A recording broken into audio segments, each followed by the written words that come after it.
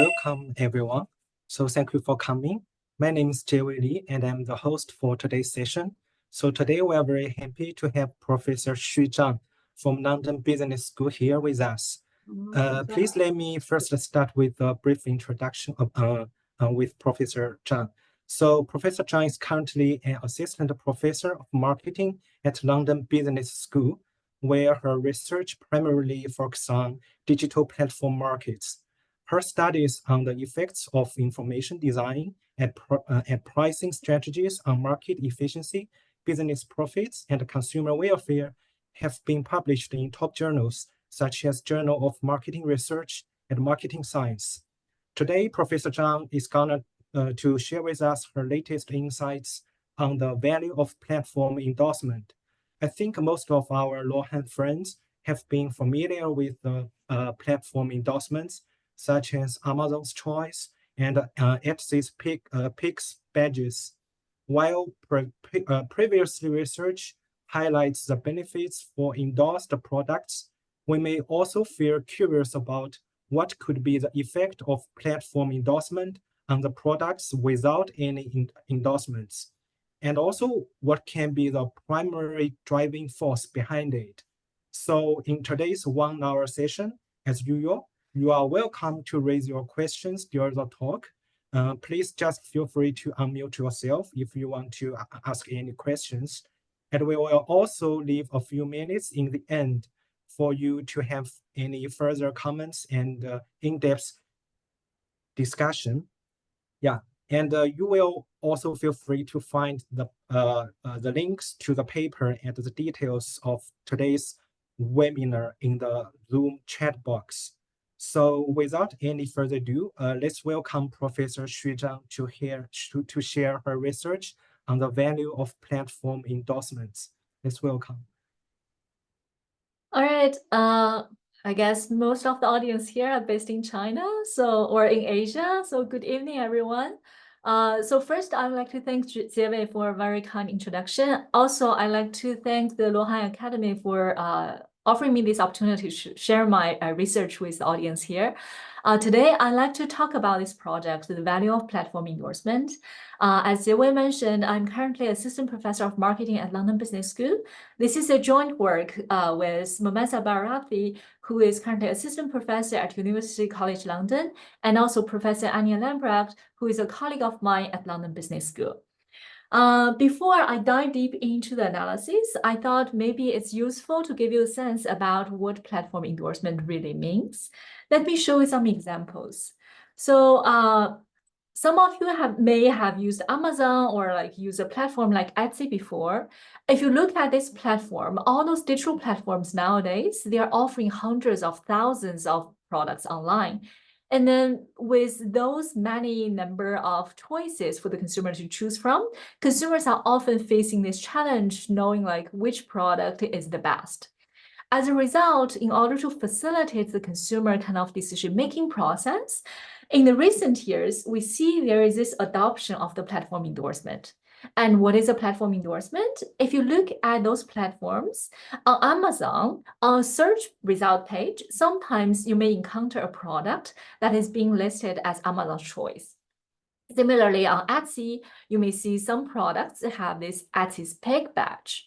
And these two examples are kind of on the e-commerce industry, but outside of e-commerce, we also see this kind of platform endorsement has been widely adopted in online freelancer market, in online healthcare market, and also in online travel market.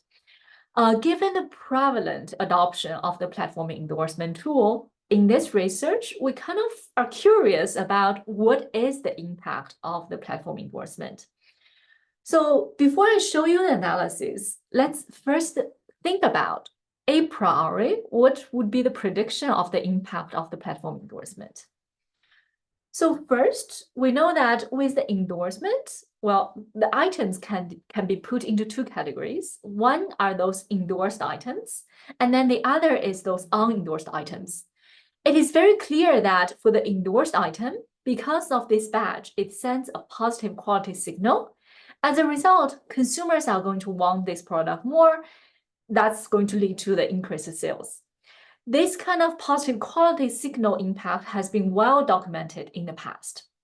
However, what is tricky here is what is the impact among those unendorsed items? So on one hand, because here platform endorsement is like additional piece of information provided by the platform. With this kind of marketing intervention, it may affect consumers' general interest in the platform. And if consumers are showing more interest on the platform as a result of platform endorsement, it may lead them to conduct more search and as a result, conducting more purchase. But at the same time, there is another countervailing effect, that is, if a lot of that increased sales towards the unendorsed items is actually driven by market stealing. So in other words, a lot of consumers before this endorsement, they were about to purchase those unendorsed items. But now, after seeing those endorsed badge, suddenly everyone is kind of moving towards those endorsed items. That may lead to a negative impact on those unendorsed items. Why do we care about impact on endorsed and unendorsed items? Clearly, for those individual sellers on the digital platforms, they care about this because it matters like how much effort they want to spend in order to get that endorsed status. And from the platform's perspective, of course, they also care about the impact because here it means different things for the overall effect of the revenue for the platform. If both endorsed and unendorsed items benefit, then clearly there is a positive impact on the revenue. But if the endorsed item, the increased sales all coming from the market stealing from the unendorsed item, then the implication for the platform is a little bit unclear. And in addition to those sellers and the platform, policymakers, they may also care about this because the answer to those questions directly speak to the current ongoing discussion regarding the fairness concern among the digital platforms. So given those background information, in this research, we aim to address the following three questions. The first question is, what is the impact of platform endorsement on search and sales? From the platform perspective, among those endorsed items, as well as among those unendorsed items. And the second question is, after quantifying the average effect, we want to see what is the driving mechanism behind the effects. By understanding the driving mechanism, then we can have some generalizable insights from this focal study. And the third question we want to address is, well, who among all the users out there are more responsive to the platform endorsement? The answer to this question is important from the platform perspective because by knowing the insights about who are more responsive to the platform endorsement, they can better allocate their platform endorsement effort allocation. So those are the three research questions we're going to address in this study. Before I show you our results, I'd like to first show what we can learn from the previous studies. Broadly speaking, our study is related to 4 streams of literature. The first is very general about what is the impact of platform certification or platform endorsement. There is extensive body literature looking at that topic, but if you read the previous studies, most of them, they only focus on sales of the certified sellers. Here, we add to this stream of literature by not just focusing on sales, but also we're focusing on the search behavior. We're not just focusing on the certified or endorsed sellers, but also would be emphasizing the impact on those unendorsed or uncertified sellers. And the second stream of literature is about information disclosure tools. As you all know, like there are a lot of studies have looked at impact of like ratings, reviews, online rankings, the online advertising, as well as personalized recommendation. For our study, we're going to look at this novel information disclosure tool, which is a platform endorsement. There are 2 unique features that set platform endorsements a little bit different from all those previously studied tools. The first reason is, comparing to a lot of those continuous measures, here the platform endorsement is a binary measure. And all those digital platforms, they make this binary measure very prominent on the platform. So it becomes more salient from the buyer's perspective. And the second thing is, For ratings, reviews, rankings, like you can think it as either the information sourced from the buyer side or information sourced from the seller side. But here, when you think about the platform endorsement, this is an aggregate piece of information kind of calculated and provided from the third-party platform. Because this is something that like got the endorsement from the platform. As a result, it may bring more credibility to the consumers when they think about what information is being conveyed here. And the third relevant stream of literature is the demand spillover effects. A lot of studies have looked at what different kind of marketing activities can lead to the demand spillover effects. For example, the search advertising or like mobile app markets, like app ranking or product recommendations. Here, we're adding to that literature by showing that this platform endorsement can also have the demand spillover effect. They're going to have a significant impact on those endorsed items. At the same time, there is a spillover effect on those unendorsed items. And as I'm going to show you more details, today we're going to focus on a setting on online freelance markets. There are a lot of previous studies have looked at different dimensions of the online freelance markets, and our project hopefully can add to our understanding about the operation within the online freelancer markets. So that is like the introduction of the study. Let me pause here for a second to see if there is any questions from the audience. Can you hear me? Yes. Thank you. So I'm wondering whether the endorsement decision is solely determined by the platform or the sellers can compete for the endorsement. So what I'm saying is all the sellers are competing for the platform endorsement, but then the selection criteria is determined by the platform. So platform endorsement is a little bit different than online like promotion or online advertising, because for online advertising, if you think about those banner ads, those are the things that the seller can go out and then buy those slots. But for those platform endorsement, the badge cannot be purchased. Okay, I got it. Clear? Thank you. Yeah, thank you. Okay, so with that, next, let me talk about the empirical setting. As I mentioned, we're going to focus on the online freelance platform. This is a sector that is currently going through a very rapid growth period. The online freelance platform was projected to grow from $3.4 billion in 2019 to over $9 billion in 2026. If you look around the world, there are a couple of very prominent like freelancing platforms, including Freelancer, Upwork, and Fiverr. What are those freelancer platforms? So the role of those platforms is they are going to maintain a directory of all the freelancers. They offer this platform for the freelancers to share about their service attributes, to set a price, and then they allow the buyers to search on this platform. Like they can either search by typing a search inquiry, or they can search among those predefined categories and then to find a service of interest. It covers a wide range of tasks, but most of those things can be done like remotely. So some examples are like logo design, graphic design, website design, programming, language translation, all those kind of things. So as a user, if you're interested in buying this kind of service, then you can go on this platform. Next, I'm going to show you a mock-up screen of the search result page. As a user, for example, here, if I'm interested in English, French translation, then I type that into the search box, then this is my screen.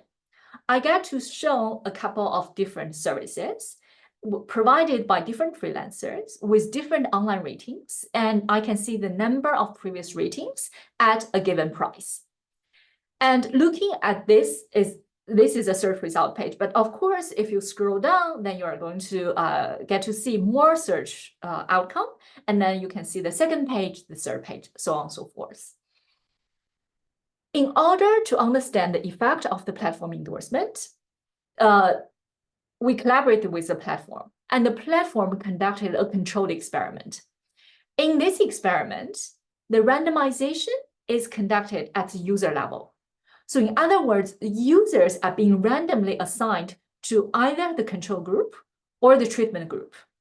For the experiment period, it lasts for 4 weeks, and we are kind of doing this experiment among close to 600,000 registered users. And what are the key differences between the control group and treatment group? The key difference is, for the control group, this is going to be the search results that they see. Let's assume one of the product is eligible for endorsement, and then this is what the treatment group is going to see. So the only difference between the two groups is whether this badge will be shown or not. The product ranking is exactly the same. The product attributes is exactly the same between the two groups. So the only difference is whether this badge is displayed or not. Okay. So after conducting this experiment, we collected 3 sets of data. The first data is about the user browsing and purchase behavior. We get to see the user ID, which allows us to track the user over time during that experiment period, and also allow us to get information about the user before the experiment period. We get to see the number of impressions. So what is the impression? Impression is being defined as if an item, if a service is being shown on your screen, then it counts as an impression. So given my previous mock-up screen example, then there the impression number is 8. But if you scroll down with your mouse a little bit further, then the number of impression is going to increase. If you go to the second page, then clearly there will be more impressions as there will be more items being shown on your screen. And the number of clicks is just depending on whether you clicked into a service, and also the platform track the number of orders at the user level. The second aspect we look at is the user attributes. We get to see the number of the past purchases and whether a user self-identify as a business user or a personal user. And the third aspect of the data is about the service attributes. We get to see the price level, the number of the ratings, the average rating, as well as whether a given service is eligible for endorsement badge or not. Remember, the eligibility is determined at the service level. And the one difference between the treatment and control group is whether this badge is going to be shown. Of course, for any kind of experiment, the first thing is to check the randomization. Here, I'm just showing you the pre-treatment data. We can see, like, first is number of observation, and then we have the control group, and we have the treatment group. If you focus on the first 3 rows, it measures the number of impressions, clicks, and orders. On average, for those users, they browse about 100 different services, click into 2 to 3 different items, and make about 0.1 orders. If looking at the p-value, I mean, the 2 groups, the p-value are all about 0.1. It seems like the 2 groups are well balanced on those dimensions. And then if you look at the service attributes, the same thing. The purchase price on average is about $36, and conditional on an item having a rating, the average rating is pretty high. It's close to 5, it's 0.94. And the number of rating is also pretty high. It is about 500. And between the 2 groups, they are well balanced. The last dimension is regarding those users. We do see that for a lot of those users, they are kind of experienced users on this platform. But of course, here the data is kind of skewed when we look at the mean. And there are about 34% of the users, they self-identify them as a business users on this platform. So the next thing is, which kind of product got this endorsement? Unfortunately, we don't get to see the detailed algorithm or detailed inputs that the platform use when they decide which product is eligible. But based on the data that we have, we can get some peek into what type of product got endorsed.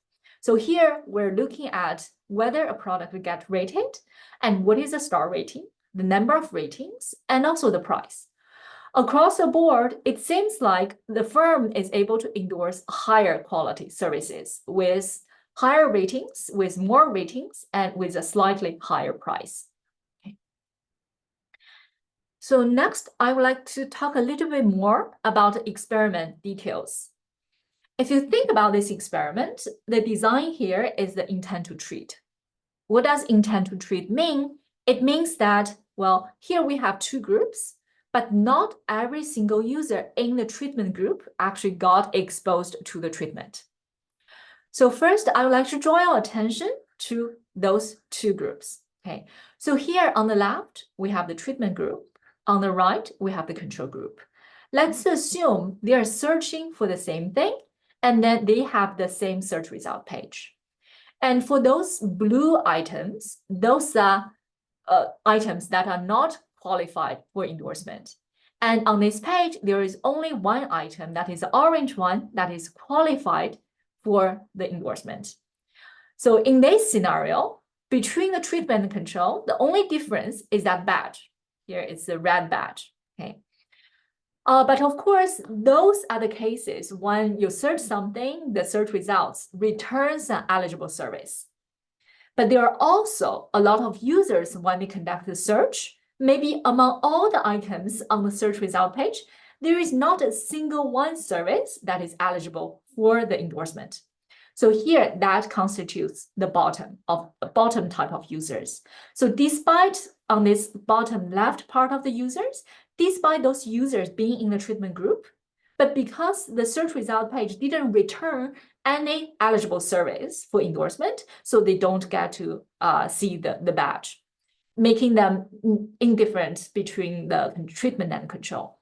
So looking at our experiment, given that this is a pilot experiment, we only get to see 65% of the users in the treatment group get to see the badge. With the remaining 35% of the users, they don't get to see the badge. So in this study, I'm going to show you the results on the average treatment effect on the treated. In other words, what we're going to do is we're going to focus on the top row users. Okay, we're going to conditional on those users who are being exposed to an eligible service.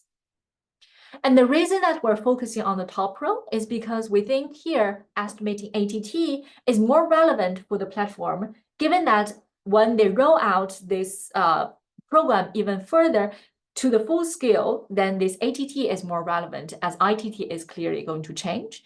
And also from other platforms who wants to learn some insights from this platform, ATT is also a more relevant metric. But of course, all the results are consistent between ITT and ATT.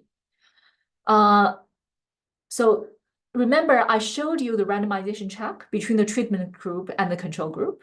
But when we conditional on the top row, we observe a slight imbalance between the two groups. So here, in order to ensure the balance between the treatment group and the control group, we're going to use the inverse probability of treatment weighting, so IPW approach.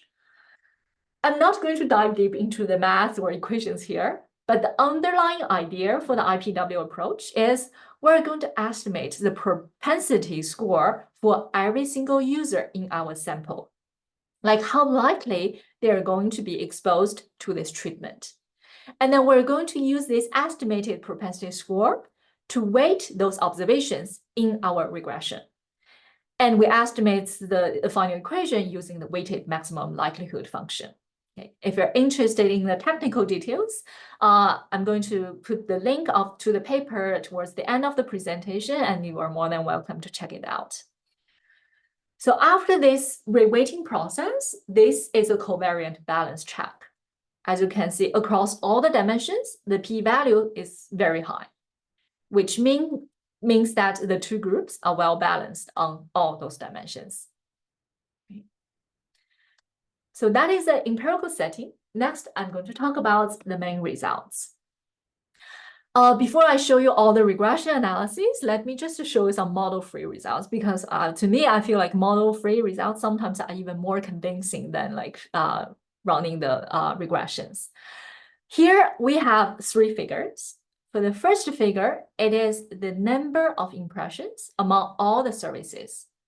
The second figure, the middle one, showing the number of impressions among those endorsed services.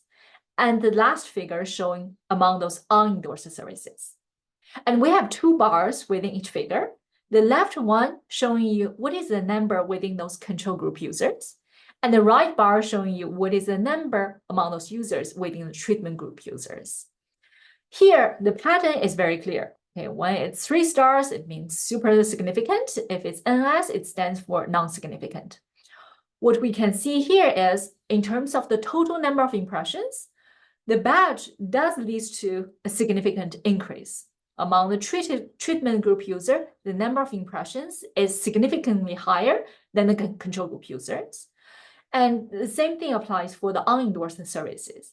But for the endorsed services here, we're unable to identify a significant impact, which is not surprising given the fact that for this platform, on a single page, they are showing close to 50 different services, but they only allow a maximum 1 badge being shown on a search result page. So given that maximum 1 badge being shown on a search result page, it is not surprising that among the endorsed service, this difference is not significant. So that is a result regarding the number of impressions. In addition to the model-free results, we also conduct some rigorous analysis, running some regressions. Here, the empirical specification that we use is the Poisson model. Given our dependent variable being the number of impressions, the clicks and orders, which are all count data, so we use the Poisson regression. And here in this Poisson regression, we control for the category fixed defects, the number of past purchases for a given user, and the control for the very first visit week. The parameter of interest in this analysis is beta 1. So beta 1 is our average treatment effect on the treated. So let me show you some results. The first set of table is on the impressions. The same thing as before, we have 3 columns here. First column is all the services, the second column is endorsed services, and the third column is unendorsed services. If you remember the model-free evidence that I just showed you, this is exactly the same. So we see that with the endorsement, it significantly increased the number of impressions among all the services, and most of that increase comes from the increase of the impressions from the unendorsed services. Okay. So that is the first part. Remember, for the search process until the purchase, we have 3 steps. We have the impressions, and then moving on to the number of clicks, and then moving on to the number of orders. So regarding the clicks, here we see across all services, across endorsed services and unendorsed services, platform endorsement always result in a significant positive impact. And the same thing is confirmed with the regression. For the platform endorsement, it leads those users in the treatment group to click about 2% more of the services. And for the endorsed services, that percentage is a lot higher, given that the number of endorsed services is limited. And for the unendorsed services, it's about 2%.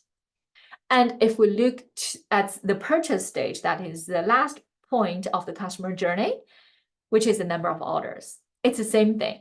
We see significant results throughout among both the endorsed services as well as the unendorsed services. And this pattern is being confirmed with the regression analysis. If you look at the estimate magnitude here, you may think, well, endorsement has a very strong impact on the endorsed service. If you look at the second column, that is 0.34. But if you look at the third column, then that magnitude is a lot lower. It's only 0.02. Okay. So you may think that, well, this is more important for the endorsed service, but maybe not that significant or doesn't have like economic significance for those unendorsed services. But one thing that you should remember is for the endorsed service, the percentage is super low. The majority of the service on the platform, those are unendorsed services. So even though that percentage increase is small, but given the sheer volume of the unendorsed services, it has huge revenue implications to this digital platform. Okay. So let me just break those numbers down. If we think this is the total pie of the increase, and let's think for the total increase in terms of the revenue on the digital platform, what's the percentage of that increase comes from endorsed, and what is the percentage of that increase coming from unendorsed service? And this is a breakdown. So for the endorsed service, despite that very high magnitude, they only contribute to about 1/3 of the total increase in terms of number of orders, and 2/3 of the increase in number of orders actually come from the unendorsed services. So that kind of summarized all the main results of the paper.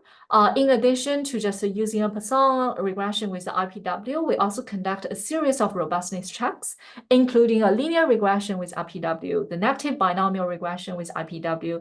Instead of using a logit model, we're using XGBoost with IPW, and also the linear regression with IB. And everything are consistent with the results I'm just showing you here. Another thing we checked is now we know the unendorsed items, they benefit from the platform endorsement despite the fact that they don't have the badge. So the next thing is what type of unendorsed services they actually benefit. So in order to look into this, we measure the similarity between the unendorsed services and endorsed services on 2 dimensions. The first dimension is the similarity or their kind of location proximity.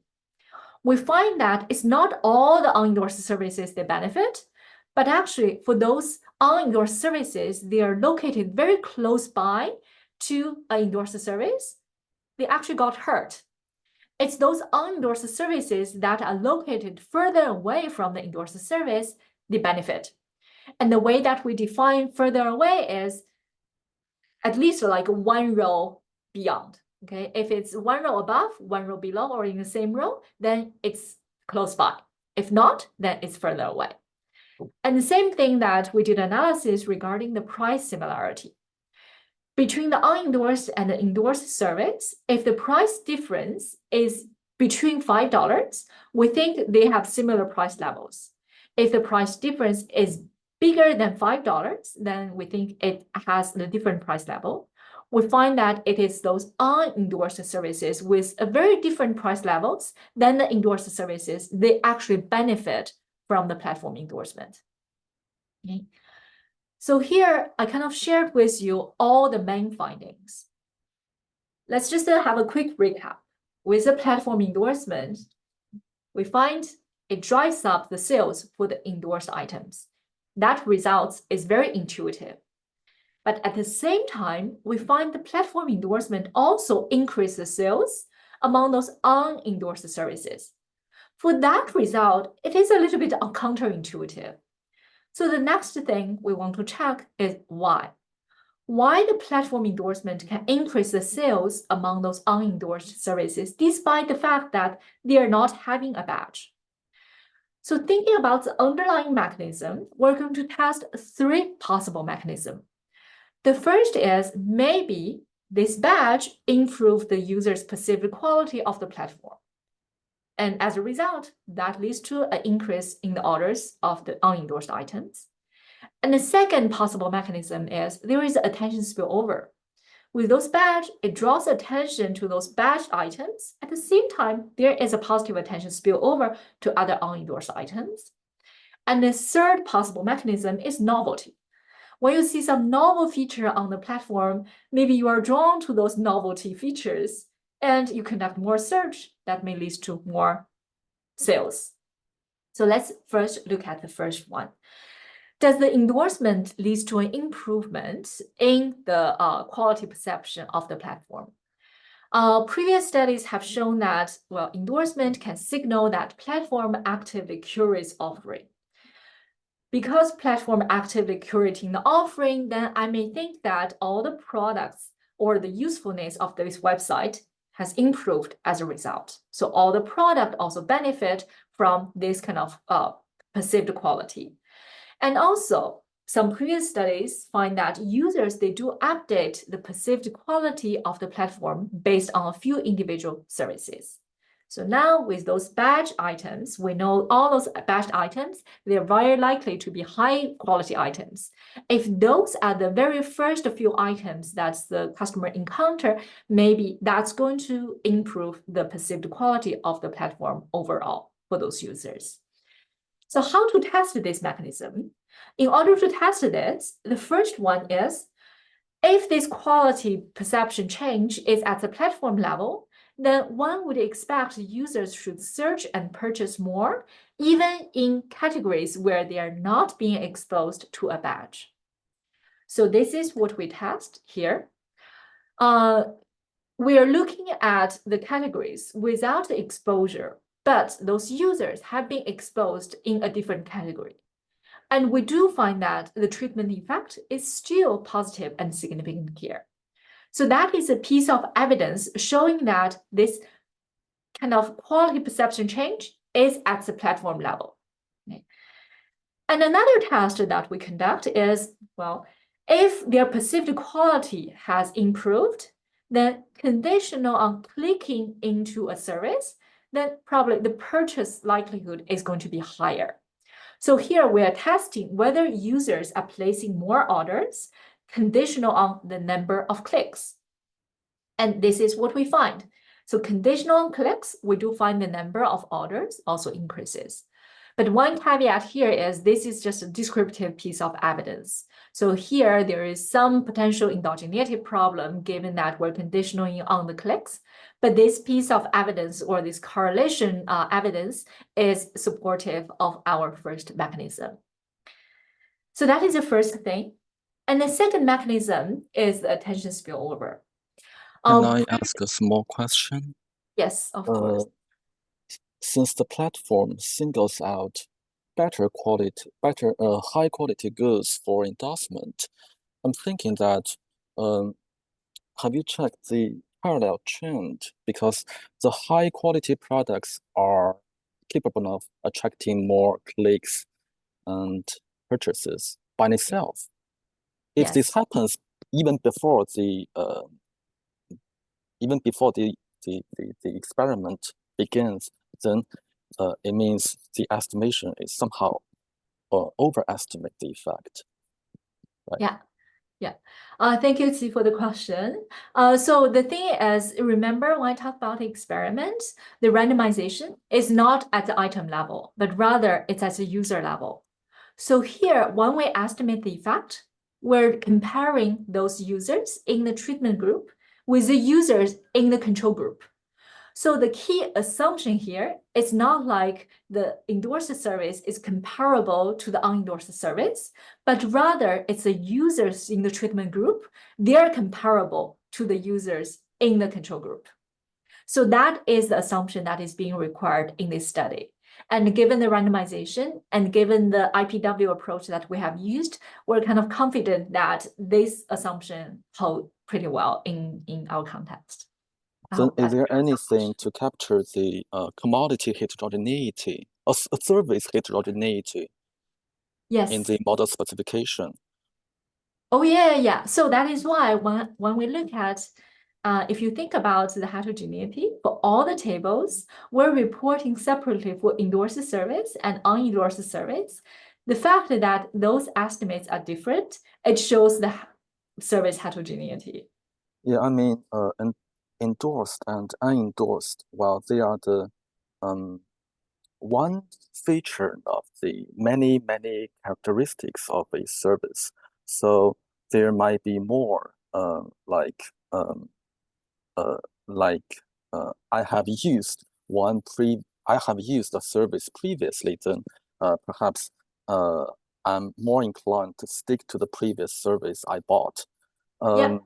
Things like that. I mean, so endorsed and unendorsed is just one of the features. So so that goes back to our identification strategy. So here, I mean, we're controlling for the user level. Okay. So the thing, it's okay for the services, they are different. They have different attributes. And that is exactly like I want to show you that indeed the platform is not randomly endorsed services. They actually endorse high quality services. Okay. So that is like a fact in this experiment. But for our identification strategy, we need to make sure that the users in the treatment group and the control group, they're kind of similar. So what you are saying is, if a user had purchased an endorsed service in the past, then what we're doing here is we also have a user in the control group who have purchased endorsed service during the pre-treatment period before they launched this batch system. Okay, so let me put my question into this way. I'm wondering the granularity of the data. So we have each individual, right? Yes. We have each customer and we have each service, right, in the data. Yes. And so for some of the services, especially the unendorsed services, well, their click might be quite sparse. I mean, many of the clicks are zero, right? Yeah.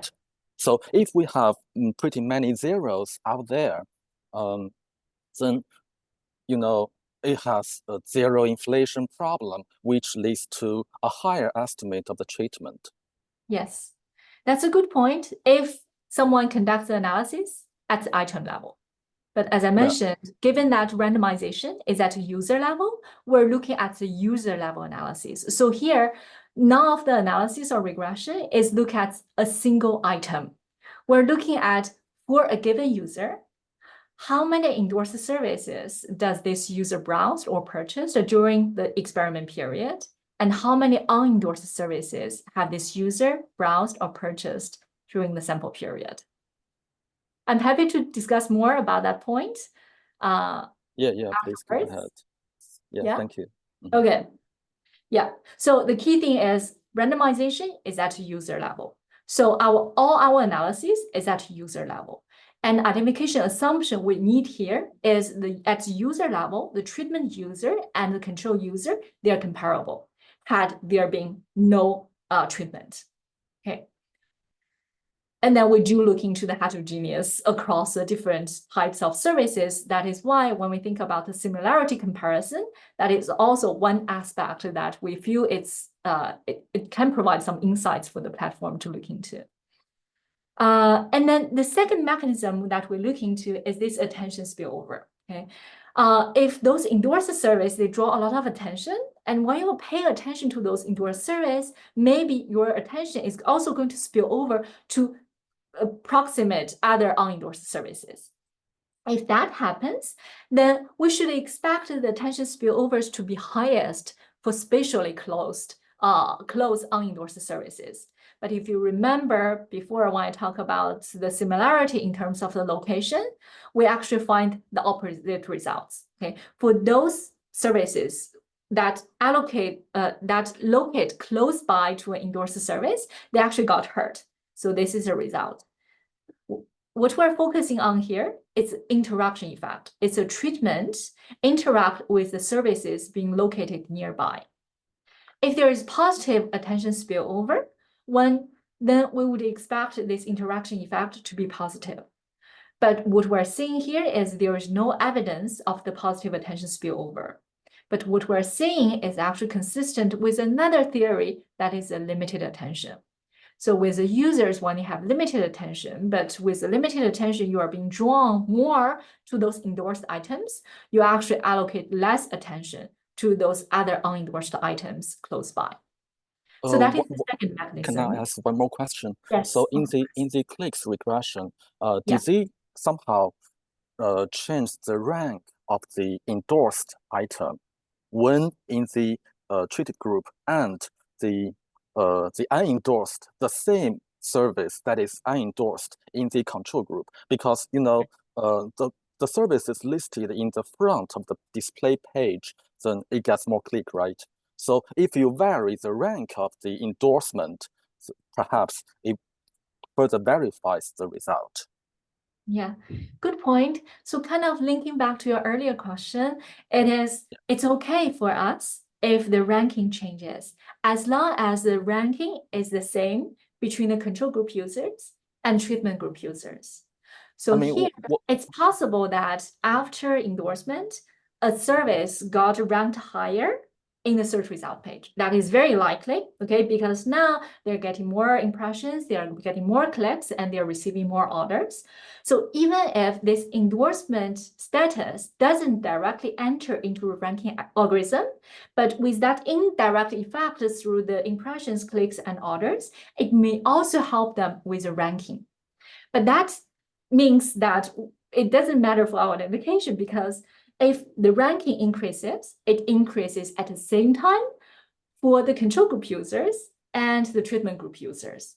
And here, when we look at this treatment, it is comparing at the user level. And by differencing at the user level, that ranking difference is differenced out.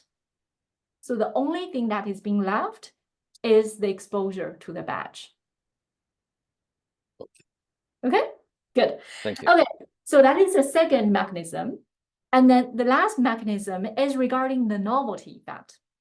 For the novelty effect, if something that is so new to you and it makes you very curious, then maybe you are very curious the first time, not so much the second time or the third time or the fourth time, right? So if it is the novelty driving the effect, then we should expect this effect is going to wear off over time. But what we're seeing here is, if you focus on this interaction, the treatment interact with the second exposure, well, here it is not negative, suggesting that this effect is not really wearing off. But on the contrary, if there is anything, there is a wear-in effect. When you get more and more exposure to the badge, then this becomes consistent with our first mechanism. It seems like it reinforces that improved quality perception of the platform. So here we don't find any evidence of the wear-off effect. As a result, we don't find any evidence for the novelty effect. So here, putting all those different pieces together, we find strong evidence suggesting that with this badge, it improved the overall quality perception of the product on the platform. We don't find any supporting evidence for either the attention spillover effect or the novelty effect. And that is the mechanism. The last part is the heterogeneous effect. And within the heterogeneous effect, we're looking at the user, because here, remember, our focus is at the user level. And we're curious about what type of users would be more responsive to this marketing intervention, would be more responsive to this badge. One of the dimensions that we're looking at is based on their propensity to purchase. If we look at the previous literature, there is one stream of literature suggesting that, well, marketing interventions can be more useful for those people who have a lower purchase propensity.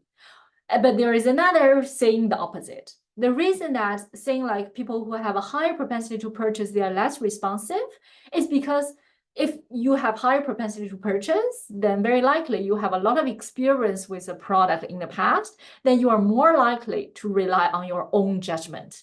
So you are not going to listen to the marketing intervention that much. And then the argument from the other stream of literature is, because you have a very high propensity to purchase, so you are very close to that crossover point. And now just nudging you a little bit, and then I can make you cross over, and you are going to make a purchase. There is a conversion. So we want to understand whether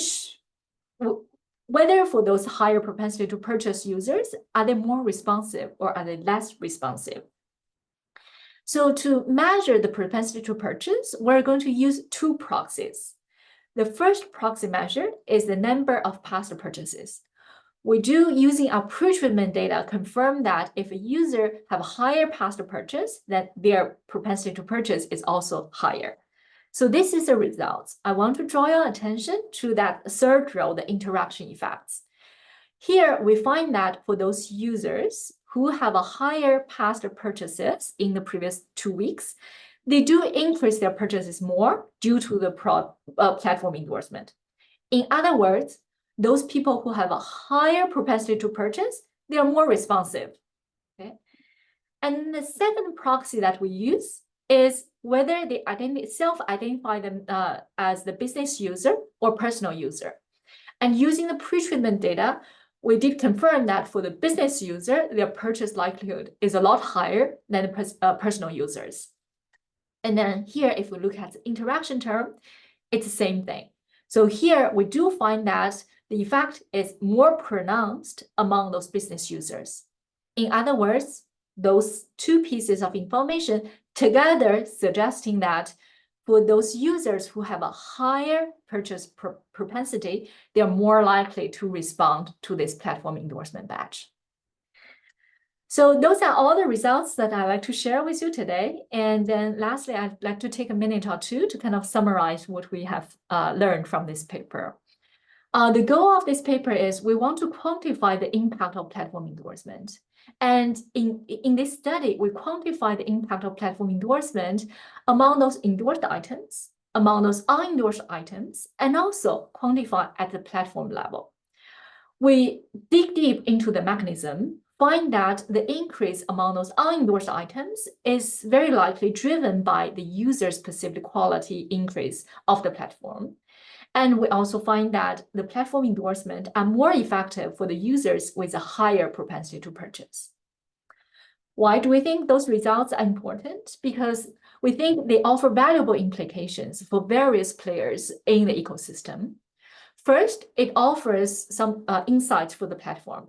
Well, the platform now kind of knows that the platform endorsement, it can increase the total revenue on the platform without negatively hurting the average unendorsed services or sellers. And secondly, our findings can help platforms better direct endorsement efforts to maybe the categories or the users who are more responsive to this marketing intervention. And second, for those merchants, what are the implications? On one hand, our results kind of justify the fierce competition among the merchants to kind of compete for the endorsement status, because we do show that when you get an endorsement badge, it can increase your sales significantly. At the same time, hopefully our study sends kind of a reassuring message to those merchants that even if you didn't get endorsement badge for your items, you may not get hurt because of the endorsement program. On the contrary, you may even benefit from those endorsement programs. And lastly, we hope that our results can provide some useful insights or inputs for those discussions on fairness of the platform practices among regulators. So lastly, thank you very much for all your questions and your attention and your comments on the research. If you're interested, our paper is available on SSRN, and I would welcome any of your further follow-up questions via email. Thank you. Okay, thank you, Professor Zhang, for your great presentation. Now the floor is open to the audience. Are there any comments, questions, or suggestions for this research? Hi, hi, Professor Zhang. So I want to ask a question. So you Yes. didn't mention whether the I don't find you mentioned the concentration of market structure to be a problem. Is that because both endorsed and unendorsed products have more sales now? Like, have you ever tracked or is it because it's just 4 weeks of experiment and you didn't track in longer term whether the market structure actually changed? So are you asking questions about the seller entry and exit as a result of this? What do you mean by market structure? Intensively. So I forgot to look at the percentage of the increased sales for those endorsed and unendorsed products. But I wonder whether, because there are a lot of papers documenting like platform recommendation would increase concentration, right? So here, because the unendorsed sales also increase, so it maybe that. So I just think I can't clear whether the market structure changed. Like the top product, which is being endorsed as a platform, have even more market share. Yeah, so clearly, if you look at these results and also the table before, clearly for those endorsed services, before they were very popular services, and now they got even bigger boost from this endorsement program compared to those unendorsed services. So from that sense, I would say like indeed for those popular products, they got more popular. But from the market concentration perspective, I don't think there is a lot of change. It also depends on how do you define market concentration. If you use some like standard measure like HHI, given that for any category on this platform, there will be tens of thousands of sellers are providing the service. So for every single freelancer, especially for those freelancers, they are facing capacity constraint. So there is always a limit for the amount of services that they can provide. So I suspect we there is no kind of significant change in terms of any market concentration measures on the platform. But of course, if we're thinking about other platform without capacity constraints, if it's a pure e-commerce product, if we're thinking about pure product, then the story may be different. But currently in this study, we're not really measuring the market concentration. Okay, and I also wonder, I realize that for each search result page, only one option is endorsed. So one out of like many. I'm wondering whether that contributes to some of the mechanisms here. For example, the novelties or the attention spillover. Because I was thinking before I look at your example, I was thinking if on a search results page, if like 5 or 6 or half of the results are endorsed by the platform, for example, it labeled as like high quality, something like that, then the unendorsed service, the other half, for example, will very likely to be negatively affected. But here, maybe it's just because only one, at most one will be endorsed. So the other, the math actually, they don't have like fear of missing out, or they, they still have enough, enough room to play, right? So that, yeah. Yeah, very good point. So first, if you think about on one search result page, there is only one item being endorsed. This is not a rare practice in the industry. If you think about Amazon, typically on search result page, they only endorse a maximum of one item. So if you think about that practice, it is a commonly practice in the industry.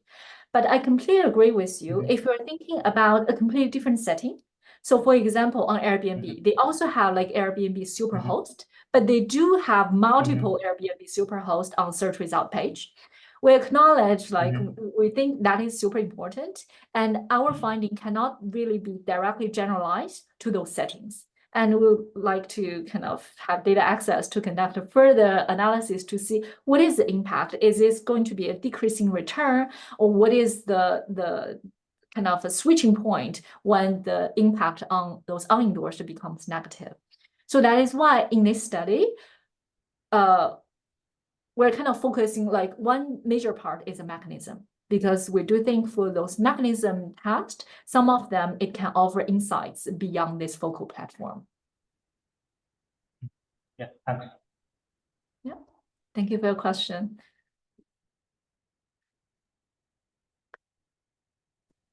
Are there any other questions and comments? Yes, I do. I also, sorry, you first. Yes, sorry. please. Hi, Xu. So this is long-term from Luohan Academy. I appreciate your paper. I'm asking you, what is the value of the paper? Who do you think should listen to your intuition? Yeah, so that is exactly the last slide that we hope this can provide some value to the platform design. Because the thing is, without knowing that, it doesn't have like, because for a lot of platform, when they think about should I introduce platform endorsement, they're actually not sure.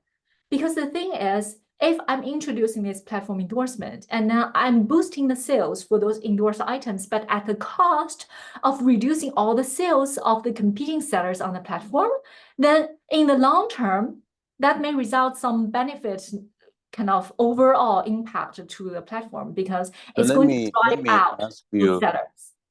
Let me ask you further. Yeah. So why is it the case that benefit the unendorsed items? So why is that the case? So we tested 3 mechanisms, and we think, and the data supports that, it is because when the users, they get to see those badge, they do form like more trust with the platform. They think that this platform on average, the service quality is higher. As a result, they conduct more search, And then after they conduct more search, there is a higher likelihood for them to find a match. So they make a higher number of purchases. So let me ask you, under which context is your finding meaningful? I guess that also links back to the earlier question about like whether these economic estimates can be generalized or whether those magnitudes can be generalized to other settings. My answer is no. So the thing is, if you think about a lot of Chinese website, one unique thing about a lot of Chinese e-commerce website is the page is full of color. It's full of animation. It's like maybe you have this platform endorsement badge, you have like a rising star badge, you have like a 5-year anniversary badge.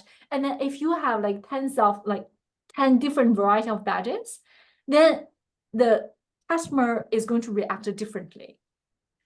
But here, what we're looking at is, well, in this setting, this is what we find. And for those platforms who haven't adopted platform endorsement and have a similar setup, we do think that for one of the mechanism, it's going to play out for them. So there is a benefit for them to introduce this badge. Right.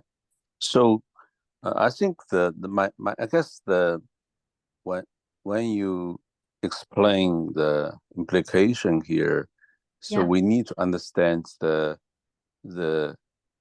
contributing factors here. So I think the point here is that because in China, the supply is in oversupply, right? So for the consumers, they do not know what is good, what is bad, because there's too much supply.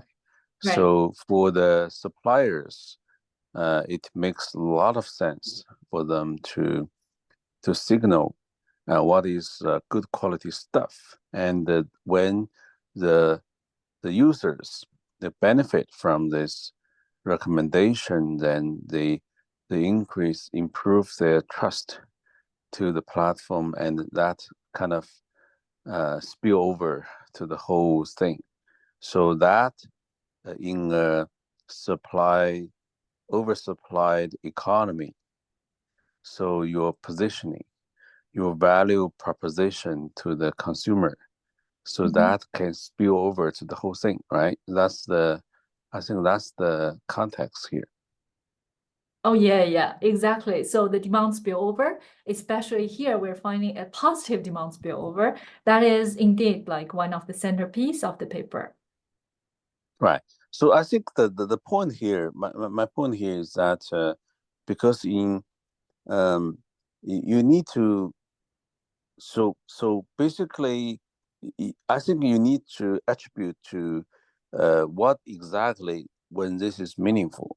When the supply is is too much, then actually positioning and the value proposition is very important. Basically, the platform or any company, when it has good value recommendation to the users, and user appreciate that, and that will spill over to all products for that supplier, right? That's the key, because the users do not know what to adopt or purchase. So I think that's the key here. It's not about how much you supply. It's about a very sharp value proposition to the user. And that's I fully agree. So here, it doesn't matter whether it's like demand is higher than supply in this platform or supply is higher than demand in this platform.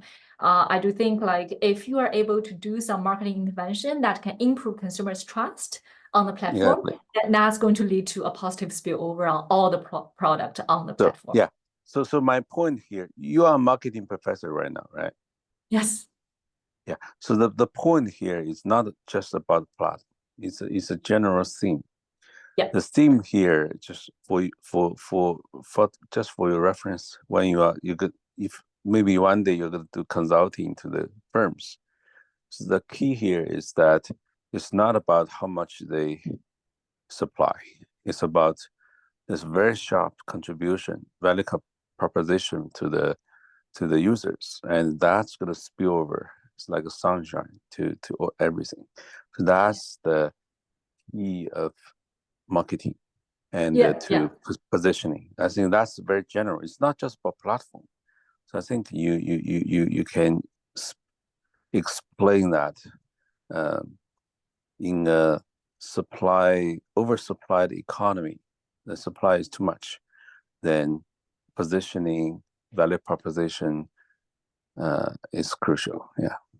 Yeah, thank you very much. I think you offered a very nice summary, or like put the paper kind of finding to a higher level than we are kind of positioning the paper right now. I completely agree with you. Like the value of proposition for any company in the long term is important. And there are different ways for the company to deliver those sharp value proposition. And here we're just focusing on one intervention in one of the context. And then, Yeah, because in a supply, when it's too much supply, then under such context, then basically the user's attention is key, and the user do not pay attention to everything. It pay attention to something valuable. So that's how companies should do, and including platforms and companies, they need to know how to engage with the users. Yeah, that's right. Thank you. So that's why I like the paper. Yeah. Thank you. I have a question. Yes, please. If suppliers can guess the selection criteria, would they falsify data to deceive the platform in order to obtain endorsement, resulting in the endorsement losing its effectiveness for consumers? Yeah, it's possible. But right now, I mean, it's very costly in order to fake the orders on this platform, because the platform actually like conduct a lot of monitoring for those freelancing tasks. They monitor like because the communication and like the task delivery, it's all via the platform. So we suspect that is unlikely to happen in this context, but that doesn't mean like on other platforms, the seller couldn't do something fishy in order to game the system. It is possible. You know, in TikTok, many suppliers do these things in China. Yeah. Yes, so that is why like how to identify those fake reviews, fake ratings, and then the different like back engineer the algorithm becomes kind of a very hot topic in research as well nowadays. Do you think this is a future direction for your paper, or it is a new paper? I think it's going to, because right now, given the data set that we have, we suspect that we don't see much fake orders or fake reviews in this data set. But given the right context, I do think there is value to study those topics in the future. Thank you. Thank you. I'm curious, what's the platform you're engaging here? So because of the non-disclosure agreement, I'm afraid that I cannot share the name of the platform, but this is one of the world's leading freelancer platform. Freelancer platform. Oh, I see. You know, because at the Luohan Academy, we do have Alibaba on financial. Anyway, it's a bunch. Anyway, so we welcome you to do more stuff. Yeah, thank you. Okay, so thank you so much. As we have already run out of time, so I'd like to thank Professor Zhang again for such a wonderful talk. And if any of the participants have more questions or comments, probably you will get free to send emails to Professor Zhang. Okay, yeah, and also thank you all very much. Thank you, Jiewei. Yeah. Okay, no problem. And yeah, thank you all for coming to today's session. Thank you, Professor Longchen. Yeah. Thank you. Thank you. Such a vibrant discussion. Yeah, and we are also looking forward to see you again in our next talk, which has been scheduled for 1 week from today. at the same time of next Tuesday. Yeah, okay. So thank you all once again, and see you in the next Luohan webinar. Yeah, and this is the end of today's session. Thank you.